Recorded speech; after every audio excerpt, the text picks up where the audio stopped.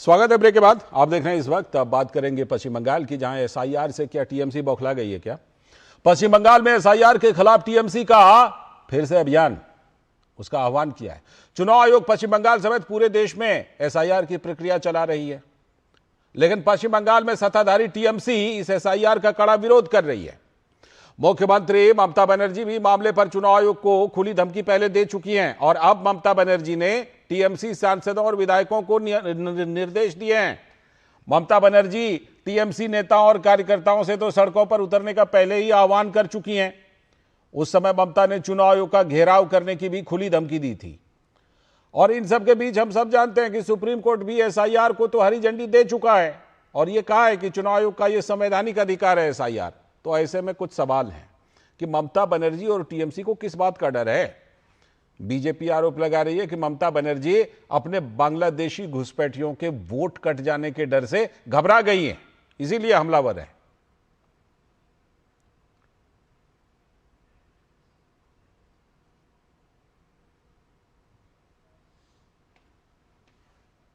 लेकिन टीएमसी के नेता कुणाल घोष ने कहा कि भाजपा तो सिर्फ भ्रम फैलाने का काम करती है।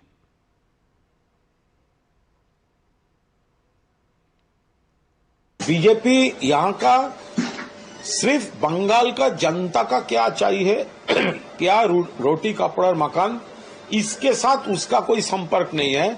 दूसरे सब, कभी सेंट्रल फोर्स, कभी इलेक्शन कमीशन, कभी सीबीआई, कभी ईडी, कभी वो, कभी ये, कभी इलेक्शन कैंपेन, वो लोग बंगाल का फ्रेंड नहीं है।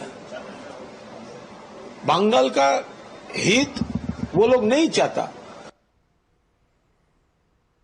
तो जाहिर सी बात है कि जो टीएमसी ने एसआईआर को लेकर शुरू से जो रुख अपनाया है और अभी भी जो टीएमसी कह रही है, जो कर रही है, खुद मुख्यमंत्री ममता बनर्जी के जो बयान इस पर आ रहे हैं, उससे कई सवाल उठ रहे हैं। और वो सवाल ये उठ रहे हैं कि आखिर किस बात का डर है, क्योंकि एसआईआर जब एक संवैधानिक प्रक्रिया है, जब संवैधानिक अधिकार है चुनाव आयोग को, इस पर सुप्रीम कोर्ट में भी सुनवाई हो चुकी, लंबी सुनवाई हुई, तो अब किस बात का डर है? क्यों इतना बौखलाए हुए हैं, क्यों घबराए हुए हैं? सीधे चलते कोलकाता अपने संवाददाता प्रसेनजीत बख्शी जी के पास, जो हमारे साथ जुड़ चुके हैं। प्रसेनजीत दा, पहले भी मुख्यमंत्री ममता बनर्जी खुली धमकी दे चुकी हैं, घेराव करूंगी, ये करूंगी, सड़कों पर उतरेंगे। अब कह रहे हैं कि अभियान चलाएंगे, वहां जाकर के कैंपेन चलाएंगे। चलिए ठीक है, अगर अहिंसक तरीके से आप किसी भी चीज के खिलाफ चलाते हैं तो अच्छी बात है, लेकिन सवाल यह है कि क्या ये अहिंसक होगा टीएमसी का ये आंदोलन, ये प्रोग्राम, या फिर बहुत कुछ आशंका है? नहीं, देखिए लालचंद, हमने तो कभी अहिंसक कुछ देखा ही नहीं ममता बनर्जी की तरफ से। आपने देखा क्या? मुझे तो पता नहीं। बंगाल के लोग ममता बनर्जी की किसी भी आंदोलन को अहिंसक तरीके से होते हुए कभी देखा नहीं, और इसीलिए इस बार भी नहीं समझ पा रहा है कि किस तरीके से और किस अहिंसक तरीके से उन्होंने एसआईआर और बाकी जो कुछ भी चुनाव आयोग की प्रक्रिया होने जा रहा है,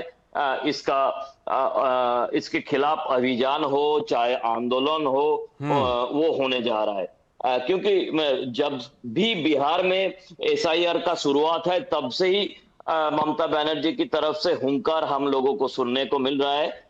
बंगाल या बाकी जगह पे एसआईआर की कोई घोषणा अभी तक नहीं हुआ है। कुछ प्रक्रिया जारी है, ये सच है। आपको पता है कि कल और आज 2 दिन ईसीआई की तरफ से बैठक भी रखा गया था। उसके बाद क्या फैसला लिया जाएगा, ये हमें किसी को पता नहीं। किस तरीके से बंगाल में एसआईआर किया जाएगा, ये भी हमें पता नहीं। लेकिन प्रसेनजीत दा, एक सवाल उठता है कि देखिए, जब अगर मान लीजिए कोई घुसपैठिया है, तो जैसे बिहार में बहुत सारे लोगों के नाम कटे ना, उस तरह पश्चिम बंगाल में भी कट सकते हैं। ऐसे में ममता बनर्जी ये कैसे कह रही हैं कि एक भी नाम, एक भी वोट कटना नहीं चाहिए, ये सुनिश्चित करो? ये कैसे करेगी टीएमसी?